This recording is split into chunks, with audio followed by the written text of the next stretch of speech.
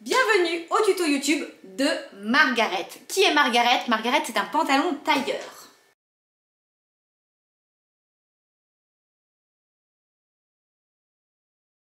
Donc, dans ce pantalon, vous avez soit un bouton pour le fermer ou alors une agrafe. Je vais vous montrer comment faire pour la poser, ne vous inquiétez pas. Vous avez deux pinces au dos qui vous permettent de galber vraiment bien les fesses. Vous avez deux plis plats sur le devant, une belle ceinture et on apprend à poser une jolie braguette. En quel tissu est-ce que l'on peut faire Margaret? Margaret, c'est un pantalon tailleur. Vous pouvez taper tissu tailleur et vous en trouverez plein sur internet. Celui que vous verrez lors de cette vidéo YouTube, c'est un grain de Paris de chez Stragier qui est 100% laine et c'est juste une merveille. Je l'ai aussi réalisé en crêpe polyester de chez les Coupons de Saint-Pierre et également en lin viscose. Alors lui, il est vraiment fatigué parce que je l'ai mis tout l'été, je l'adore. Voilà, vous pouvez aussi utiliser des tuiles, enfin tout est écrit dans le livret, ne vous inquiétez pas. C'est parti pour le pas à pas. Allez go, place à la couture. Allez, c'est parti pour la découpe. Faites bien attention au plan de coupe et surtout au droit fil. Pour un pantalon, il faut vraiment vérifier que votre droit fil est parallèle à la lisière. Pour un pantalon tailleur comme pour une veste tailleur, faites bien attention à mettre l'écran. C'est existentiel et faites-les tout petits. Comme mon tissu est de 100% laine, je fais attention à thermocoller avant de couper mes pièces car la chaleur de la presse peut vraiment réduire la grandeur de mon tissu. Donc une fois que mon tissu est thermocollé, je peux couper les pièces indiquées sur le patron.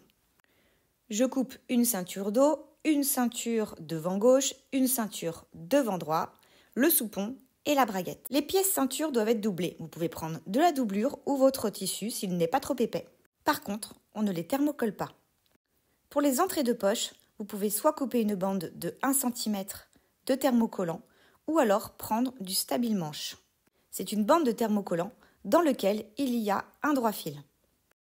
Cela permet de ne pas déformer le tissu car il est dans le biais.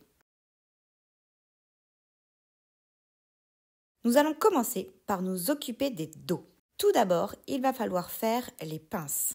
Je mets une épingle pour trouver le repère de la fin de mes pinces sur l'envers de mes tissus. Puis, en partant des crans qui se trouvent en haut de mon dos, je vais venir tracer les demi-droites. Je suis toujours sur l'envers de mon tissu.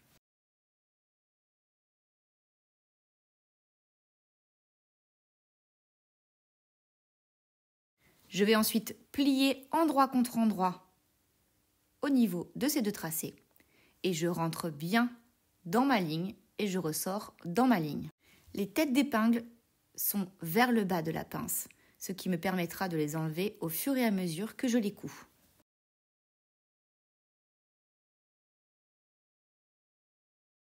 Pour coudre des pinces, je fais un point d'arrêt en haut et en bas, je laisse 10 cm de fil pour pouvoir faire 2 ou 3 petits nœuds.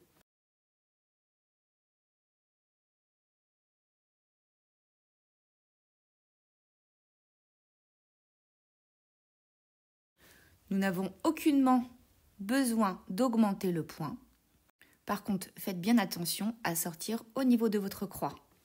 Je laisse donc 10 cm de fil, je les sépare et je fais 2 petits nœuds. Avec le fer à repasser, je les plaque vers le côté de mon dos et je tournicote au niveau de la pointe pour créer le galbe. Maintenant que mes pinces sont terminées, je vais venir épingler mes deux fourches d'eau ensemble et je vais les coudre puis les surjeter. Alors moi je préfère faire une couture stretch, c'est-à-dire elle va faire avant-arrière, avant-arrière, avant-arrière, ce qui permettra quand je m'assois de ne pas casser la couture au niveau de mes fesses. La marge de couture au niveau du dos est de 1 cm. Regardez dans le manuel de votre machine.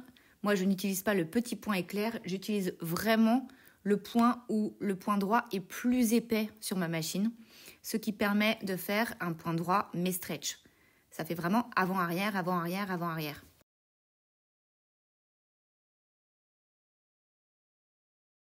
Je surjette ensuite toute la fourche d'eau et je vais aller ensuite la plaquer au fer à repasser.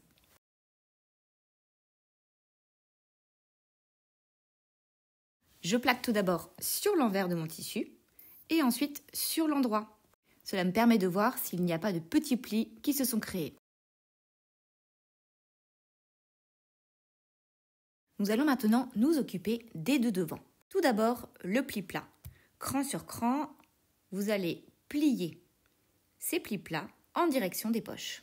J'épingle le haut, vous pouvez ensuite passer un petit coup de fer à repasser et maintenir ces plis en place par une petite couture nervure. Ne dépassez pas les 0,7 de couture, sinon cela se verra quand on mettra la ceinture. Je vais ensuite m'occuper des poches. Endroit contre endroit, mettez vos poches, cran sur cran, et cousez à 1 cm.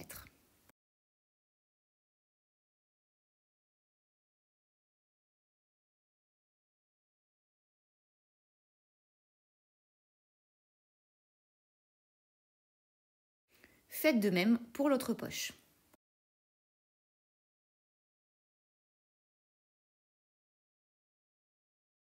Une fois cousu, on surjette et ensuite on va réaliser une sous-piqûre.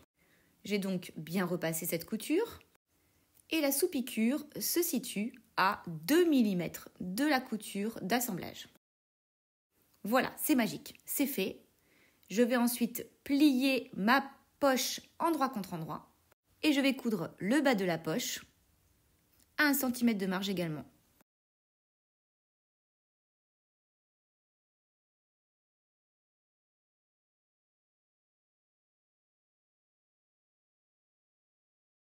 Une fois cousu, je surjette et je vais rentrer le fil de surjet qui se trouve à la pointe de ma poche. Vous pouvez également le couper à ras, mais je préfère quand on rentre son surjet, c'est plus joli. Le surjet qui se trouve au bord de votre devant, lui, n'a pas besoin d'être rentré. On peut le couper en laissant 1 cm et il sera pris dans la couture plus tard. Ensuite, au fer à repasser, je vais venir replier ma poche et faire une couture de maintien sur le côté de la poche et sur le haut de la poche. Et ensuite, mon devant est terminé. Une fois que ces coutures de maintien sont réalisées, à 0,5 du bord, je vais venir surjeter tous mes devants, c'est-à-dire les côtés, la fourche et l'entrejambe. Je vais également surjeter mon parement de braguette et le soupon. Pour ce faire, je le plie en deux et je surjette les bords francs. Pour réaliser un angle avec ma surjeteuse, je vais dépasser d'1 point mon angle. Je vais lever mon pied, tirer un petit peu mon fil et je tourne. C'est un coup de main à prendre, mais franchement après c'est très joli. Pendant que je suis à la surjeteuse, je vais également surjeter la totalité de mon dos. Bon, pas la ceinture et pas le bas.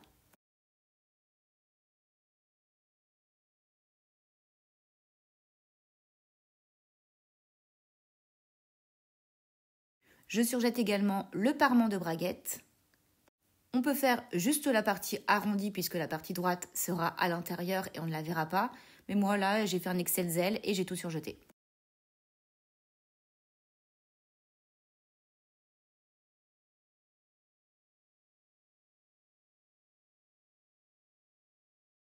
Place maintenant à la braguette. Ne vous inquiétez pas, on y va doucement et ça va très bien se passer. On met donc ces deux devants, endroit contre endroit, au niveau de la fourche. Et nous allons coudre jusqu'au cran de fin de bringuette. Attention, la marge de couture est de 1,5. Pour plus de solidité, j'ai décidé de réaliser également une couture en point stretch.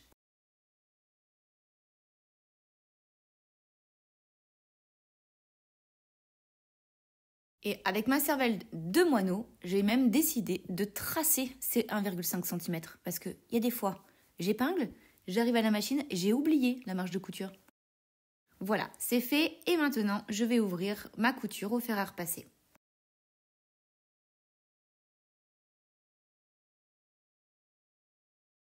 Je vais maintenant mettre le zip. Alors, il faut prendre un zip de 15 cm de long.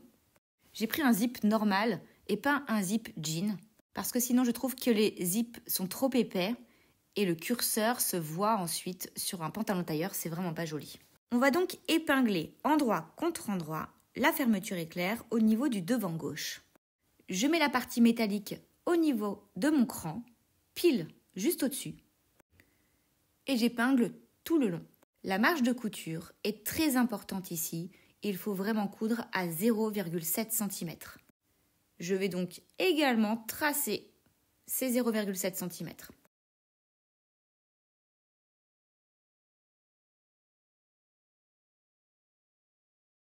Bon, ok Morgane, on a compris, c'est 0,7 cm. Donc là, je montre bien que je le trace.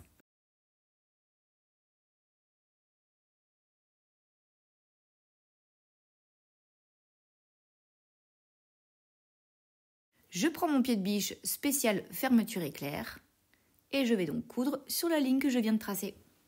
Je commence tout en haut du zip et je m'arrête au niveau de la partie métallique. Enfin là c'est l'inverse, j'ai commencé au niveau de la partie métallique et je vais m'arrêter tout en haut.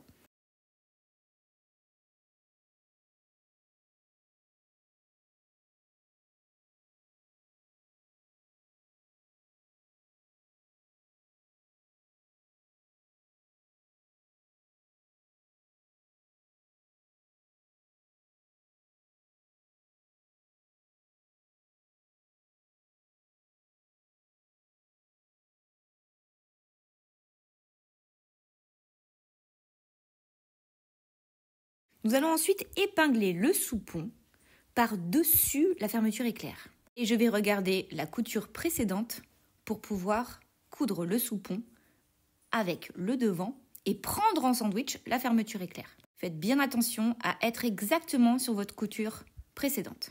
Je m'arrête pile au même endroit.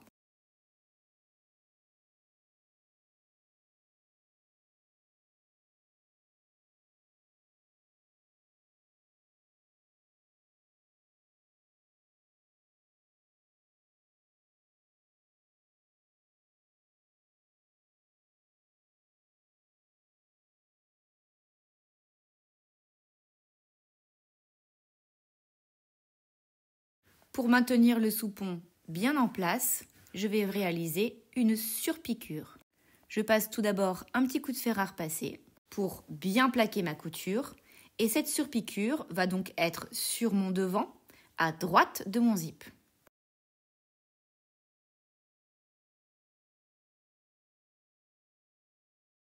Faites attention à ne pas créer de plis à cet endroit-là. Arrêtez-vous avant d'en faire un. Donc on commence au niveau de la partie métallique et on va jusqu'en haut. Pour ce faire, je remets mon pied de biche normal.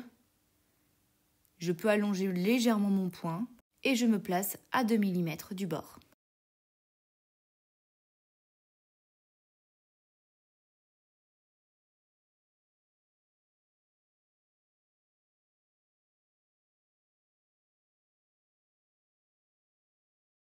Allez, la partie gauche est terminée. On peut souffler.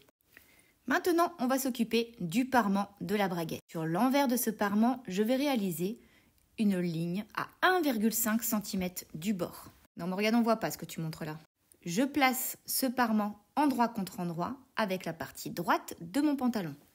Et je vais coudre du haut, je fais bien attention à aligner le haut de mon parement avec le haut de mon pantalon, jusqu'au cran de fin de couture qui se trouve sur votre patron. Ça, c'est pareil, je le trace bien pour être sûr de m'arrêter exactement au bon endroit.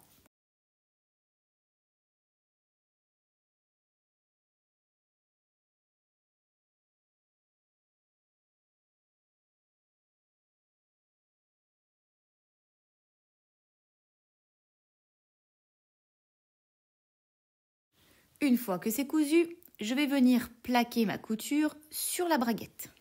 Et nous allons sous-piquer cette marge de couture avec le parement de braguette. Cela permettra de laisser la marge de couture bien en place. Alors pour la suite, on souffle bien et ça va bien se passer. Je referme mon zip et je vais placer mes deux devants en position, comme si mon devant était terminé, comme si j'avais tout fini. Vous trouverez une autre technique pour le faire sur le livret, mais j'aime bien montrer deux possibilités. Donc je mets bien en place la braguette comme si elle était terminée. Je vais épingler la partie braguette comme si c'était fermé. Donc j'épingle tout en place. Je viens prendre mon devant droit et je le bascule. Apparaît maintenant la braguette et la partie du zip qui n'est pas cousue à la braguette. Je viens prendre la braguette non cousue en place et je l'épingle. Vous pouvez aussi laisser à plat et tracer l'endroit où la braguette arrive. Je l'épingle donc en place. Là, elle ne bouge pas, elle est bien. Et je vais ensuite la coudre. Ma braguette sera terminée.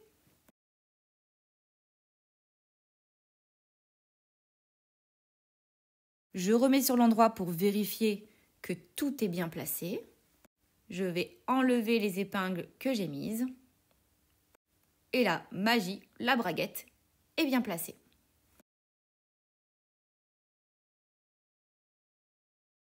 C'est parti pour la couture. Je remets mon pied de biche spécial couture de fermeture éclair et on y va, on coud de haut en bas. Là, sous mon pied de biche, je n'ai que le parement et le zip. Bon là, le passage du zip a été compliqué, c'est bon, c'est reparti.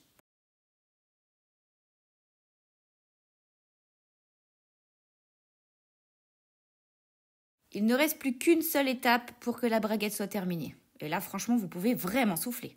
Dans vos patrons, vous avez un petit gabarit de surpiqûre. Ça permet de tracer quelque chose de parfait sans avoir à se faire des nœuds au cerveau. Et là, on dit « Merci Germain Patron ». Je vais donc tracer le tour de ce petit gabarit. C'est donc là-dessus que je vais devoir surpiquer. Alors, il va falloir enlever le soupon pour le début de la surpiqûre. Parce que je n'en ai pas besoin. Si jamais je ne l'enlève pas, j'arriverai pas à mettre mon pantalon. Je viens donc rabattre ce soupon, je l'épingle en place pour la première partie de la couture. Je l'enlèverai ensuite et je la remettrai sur ma braguette pour la fin de la couture. Je vais donc coudre sans le soupon en prenant bien en place mon parement. Le parement va donc être maintenu à mon devant. J'épingle. Je vais coudre sur la partie droite et je vais m'arrêter au début de l'arrondi.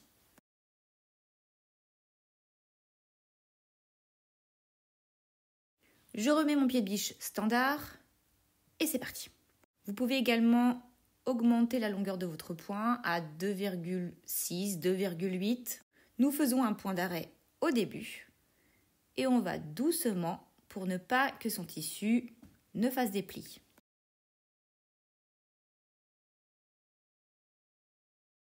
Je m'arrête donc au niveau du début de l'arrondi. Je réalise un petit point d'arrêt. Là, on voit, je suis concentrée. Là. Je rigole pas à ce moment-là. Franchement, je suis concentrée. J'enlève les épingles qui permettaient de maintenir le soupon et je le rabats. Je finis donc cette surpiqûre avec le soupon. Je reprends au point d'arrêt et je termine tout l'arrondi.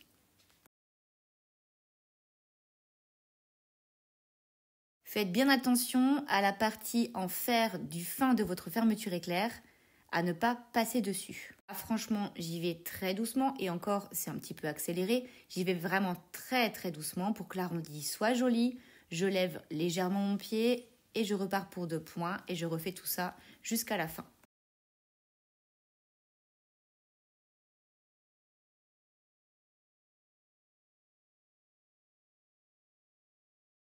Faites également attention à ce que la lourdeur de votre pied de biche ne vous fasse pas déplacer le tissu vers l'avant pour ne pas que ça crée un petit pli à la fin.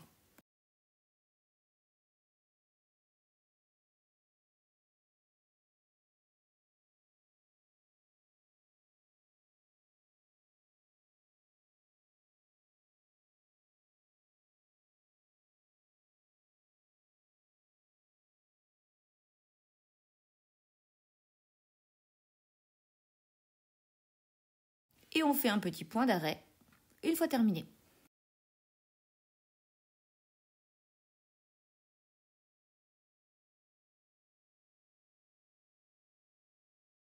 Et voilà, c'est joli! Première partie technique terminée.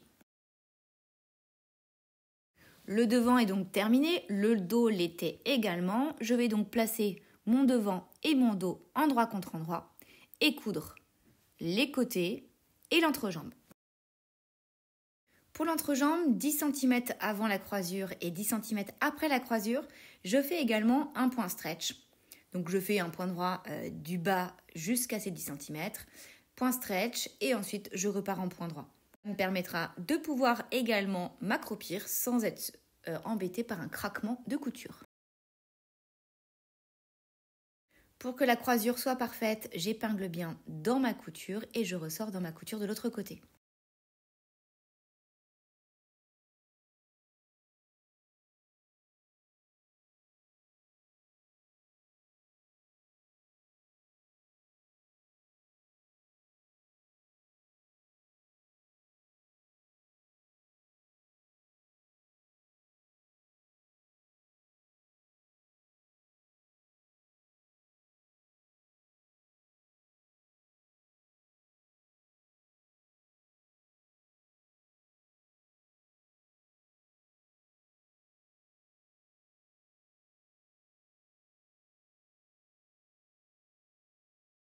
Là, je montre le changement de point, voilà. 10 cm avant la croisure, je pars en point stretch et je continue 10 cm après la croisure.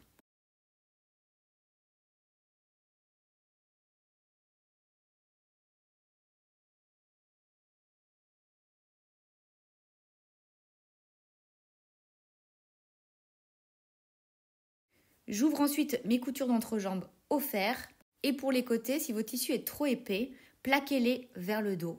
Ou alors, si vous avez un tissu fin, vous pouvez ouvrir au fer. Parce qu'en fait, on a quand même pas mal d'épaisseur au niveau de la poche.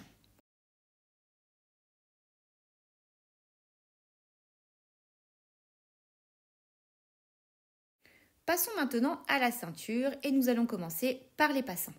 Nous allons les plier en 4 au fer à repasser comme si nous faisions un biais.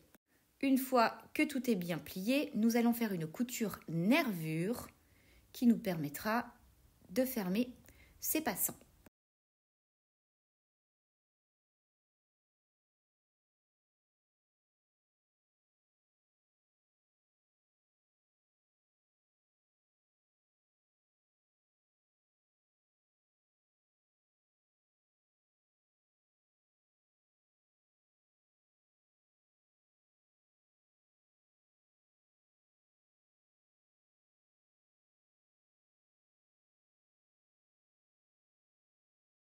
Si vous pouvez coudre à 1 mm du bord, c'est parfait.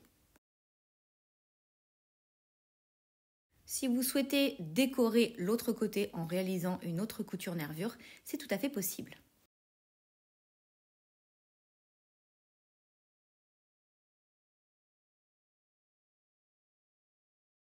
Je vais ensuite reprendre mon patron de passant et je vais recouper mes passants à la bonne grandeur.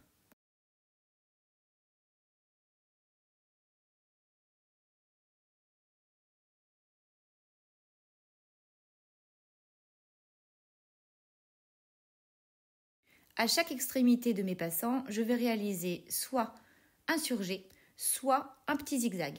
Moi, je préfère le zigzag, je trouve ça beaucoup plus propre aux extrémités. Nous allons ensuite prendre nos deux ceintures dos et les associer avec les ceintures devant gauche et droite. Pour la ceinture extérieure, elle est thermocollée. Je mets bien la ceinture gauche à gauche, qui est plus grande, et la ceinture droite à droite. Tout est bien écrit sur les patrons et vous avez l'écran pour vérifier que c'est le bon côté. Pour la ceinture doublure, la ceinture intérieure, elle est inversée. Je vais donc mettre le petit côté sur la gauche et le grand côté sur la droite, toujours endroit contre endroit. Et nous allons coudre ces petites largeurs à 1 cm du bord. Une fois cousu, nous allons ouvrir nos coutures au fer et sur la ceinture de doublure, nous allons poser un biais. Ce biais est décoratif, soit vous le mettez directement ou soit vous faites d'abord une couture dans la pliure, on rabat au fer et on surpique. Mon tissu est assez mou, j'ai donc décidé de faire la première couture dans la pliure. J'ai ensuite rabattu, on peut replier au fer, c'est mieux, et on surpique en regardant l'endroit.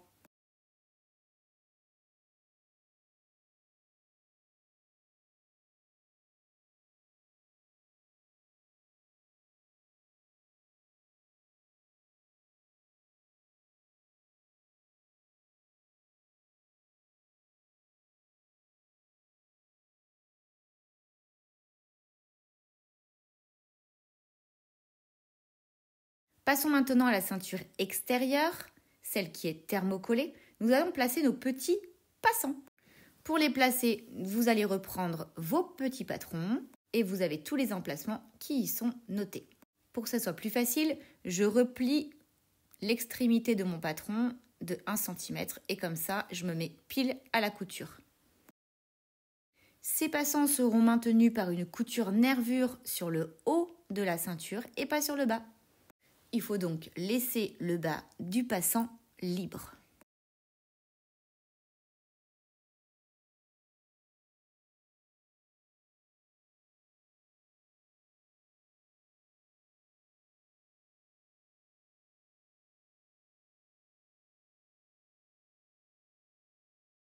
Une fois ces petits passants maintenus en place, nous allons prendre notre ceinture intérieure et la placer endroit contre endroit sur la ceinture extérieure. Je viens bien faire correspondre mes coutures, puis mes extrémités, et je vais épingler les hauts de cette ceinture.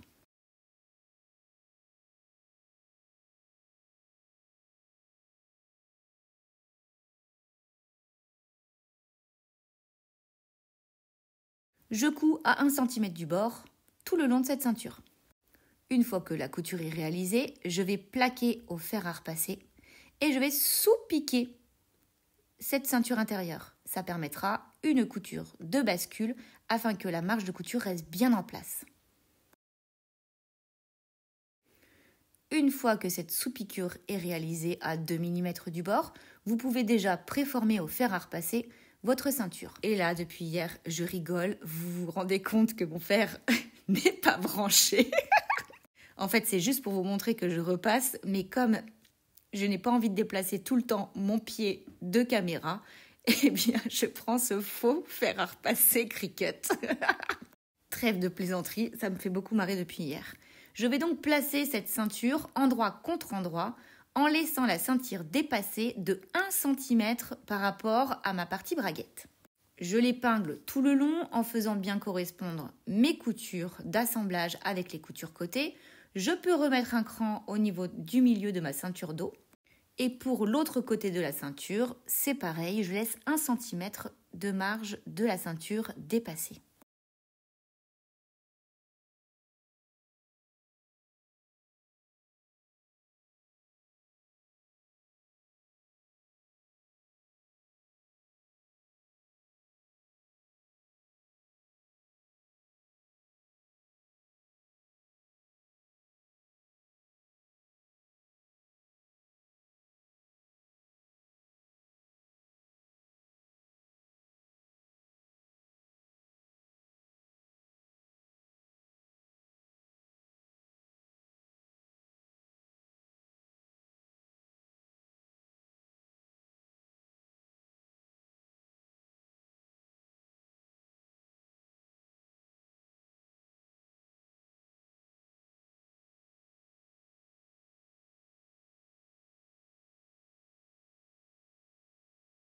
Je couds tout le tour à 1 cm de marge.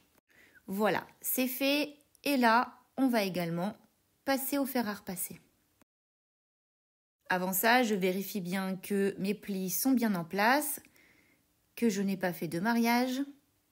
Et je vais donc repasser cette ceinture pour que je n'ai pas de faux plis. Tout d'abord, j'ouvre ma couture et ensuite, je rabats les marges de couture vers la ceinture intérieure. Endroit contre endroit, nous allons ensuite replier la ceinture sur elle-même. La pliure se fait bien au niveau de la couture et pas au niveau de la sous-piqûre. J'ai donc mes marges de couture qui vont venir se rabattre sur la ceinture intérieure. Et là, pour que la ceinture soit parfaitement terminée, il va vraiment falloir faire cette couture d'assemblage des deux ceintures exactement dans l'alignement de votre braguette. Je vais donc finir pile à cet endroit-là, là.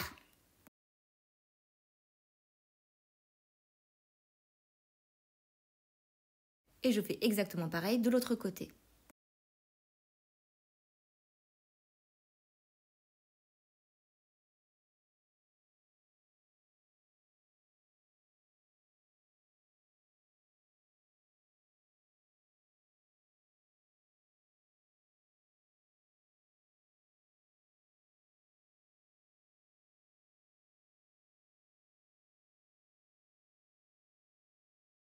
Donc là, on s'applique, on se concentre et on arrive pile au bon endroit.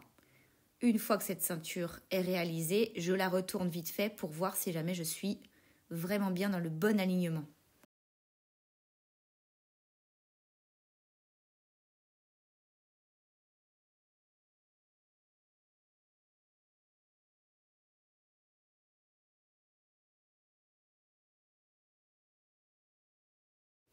Je fais pareil de l'autre côté et je vais ensuite cranter cet angle. Je le crante, hop, je retourne et voilà, j'ai presque fini.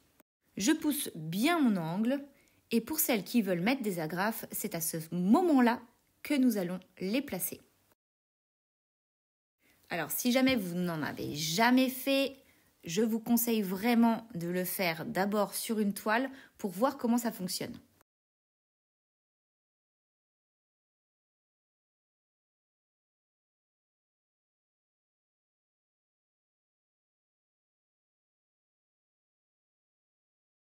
Un petit coup de repassage pour pouvoir tout bien mettre en place.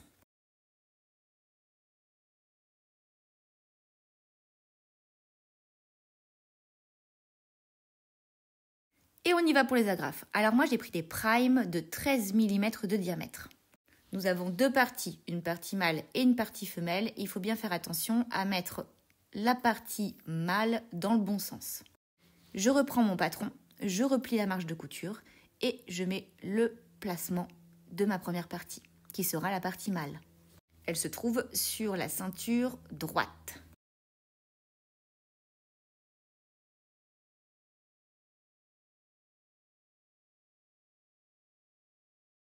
Je prends l'emplacement également de ma ceinture gauche. Elle est dans l'alignement de la braguette. Et là, ce sera la partie femelle.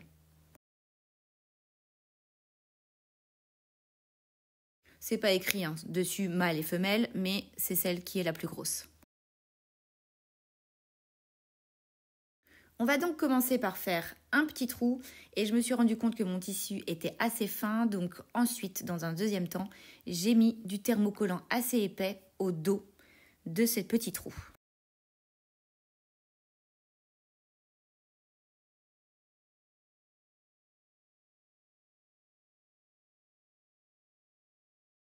Donc là, il a fallu que je me mette par terre parce que ma table est trop creuse et ça ne faisait pas le trou. Donc là, renforcez bien le dos de votre trou avec un thermocollant. Et on place la pression en dessous et la petite partie crochet, on va l'appeler crochet, sur le dessus.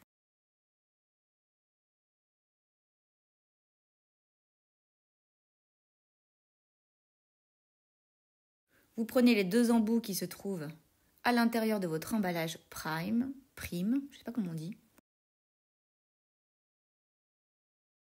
Et on va placer la partie creuse en dessous et la partie pointue sur le dessus.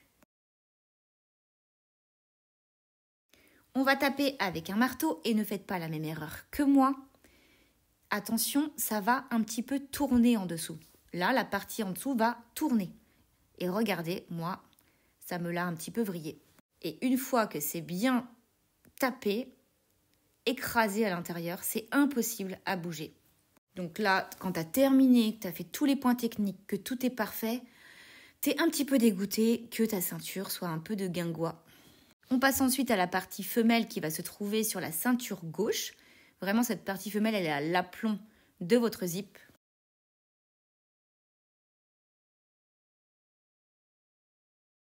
Et là, c'est beaucoup plus facile. On prend toutes les épaisseurs.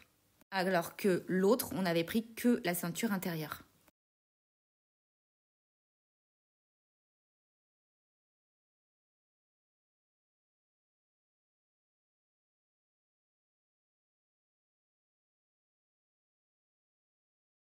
Même système, on n'a même pas besoin de changer les embouts. On fait d'abord un petit point, un trou, et ensuite, on va venir écraser avec la pression. Pour cette fois-ci, je ne me suis pas fait avoir. J'ai fait super attention à ce que ça ne vrille pas quand je tape avec mon marteau. Et là, il est beaucoup mieux placé.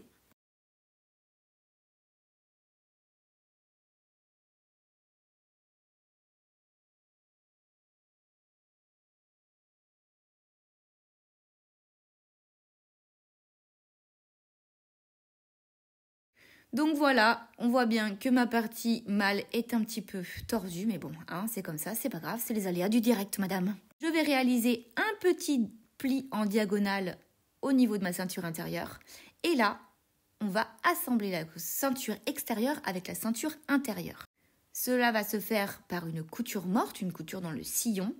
Et je fais bien attention à épingler. Je rentre dans ma couture, je ressors juste au-dessus de mon biais. Et je réalise ceci tout le long de ma ceinture.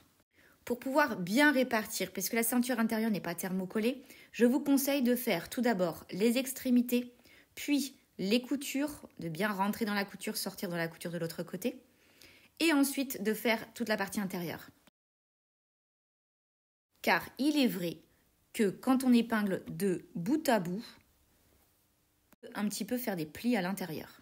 Il y a deux solutions. Soit on fait une couture à la main, soit on fait une couture dans le sillon. J'ai décidé de vous montrer la couture à la machine avec un pied de biche spécial couture dans le sillon. Si vous n'en avez pas, je vous conseille de bâtir dans un premier temps et ensuite d'utiliser votre pied de biche normal en essayant d'être pile à l'intérieur de votre couture. Donc voilà, c'est le fameux pied qui a un petit bitonio en dessous qui permet d'être vraiment dans la couture. C'est super pratique et c'est même génial pour les surpiqûres. Donc là, on va avoir le pied de biche qui est assez lourd et qui va faire que le tissu va être entraîné. Donc là, vraiment, j'ai fait attention à bien tirer mes deux tissus de chaque côté pour que ça reste bien en place. Même parfois, je suis revenue chercher ma ceinture intérieure pour ne pas qu'elle vienne se déplacer. Il faut toujours veiller à être juste au-dessus de votre biais. C'est vraiment un jeu de patience. C'est une des dernières coutures. On s'applique et ça va tout seul. Si ça vous fait des petits plis, vous inquiétez pas. Enfin, pas des petits plis, mais si vous voyez que vous avez un petit peu d'embu, le fer à repasser permet vraiment de réduire cet embu.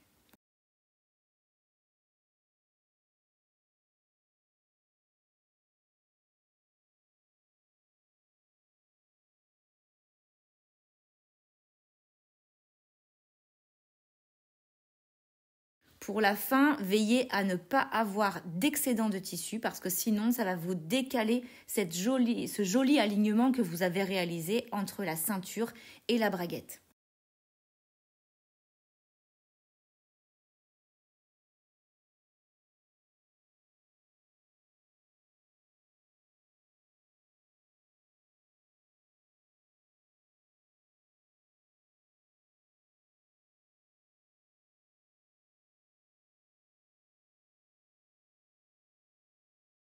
Et voilà, on vérifie bien que l'on est parfait sur la ceinture intérieure. On est juste au-dessus de son biais. Si vous ne souhaitez pas mettre d'agrafe, c'est maintenant que l'on va mettre son bouton. Je le place à 1 cm du bord et au milieu de votre ceinture. Je vous conseille vraiment de faire les boutonnières maintenant parce qu'une fois que les passants sont placés, ça fait une surépaisseur et c'est vraiment pas joli. Le pied de biche de la boutonnière n'a pas du tout envie de passer. Donc là, le passant, vous voyez, n'est pas accroché et je fais ma boutonnière tranquillement.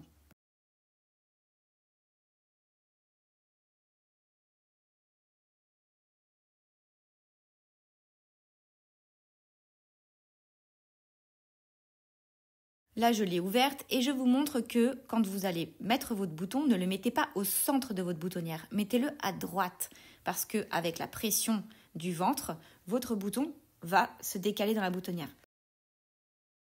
Donc voilà, la ceinture est condamnée, la boutonnière est faite si vous en avez envie.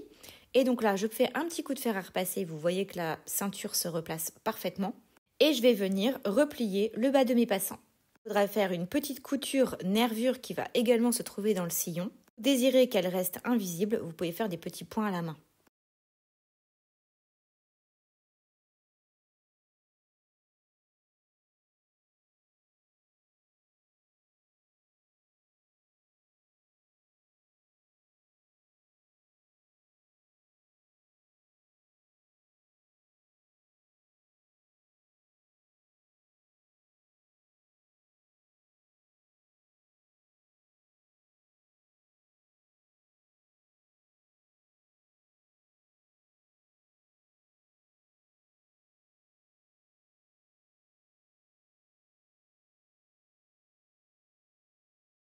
C'est assez épais, donc là je vous conseille de vous mettre vraiment au centre de votre passant, d'aller en marche arrière puis en marche avant.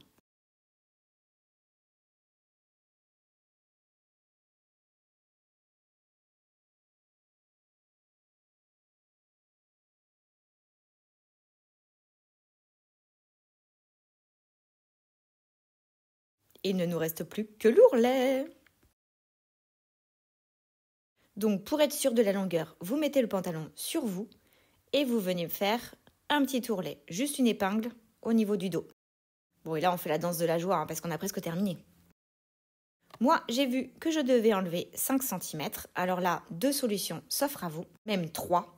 Soit je fais un rentré de 1 cm, puis je plie sur 5. Soit je fais 2 de 2,5. Soit vous faites comme indiqué sur le patron parce que vous faites 1,65 m et là, vous faites 1 et 2. Une autre solution, on peut aussi également réaliser un ourlet à la main. Avec un point invisible, cela permettra d'avoir une finition vraiment tailleur. Donc là, je replie une première fois sur ma ligne de 5 cm, puis je replie le haut sur 1 cm, ou alors on plie sur 5 et ensuite on replie à l'intérieur. Ça me fait un ourlet de 2,5. J'enlève le bras de ma machine, je rentre mon pantalon à l'intérieur et nervure, je vais réaliser mon ourlet. J'augmente légèrement mon point à 2,83 et je fais tout le tour.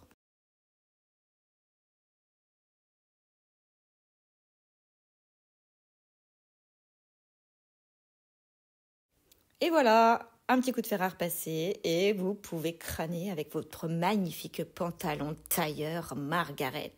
Oh oh! Allez, bravo à vous!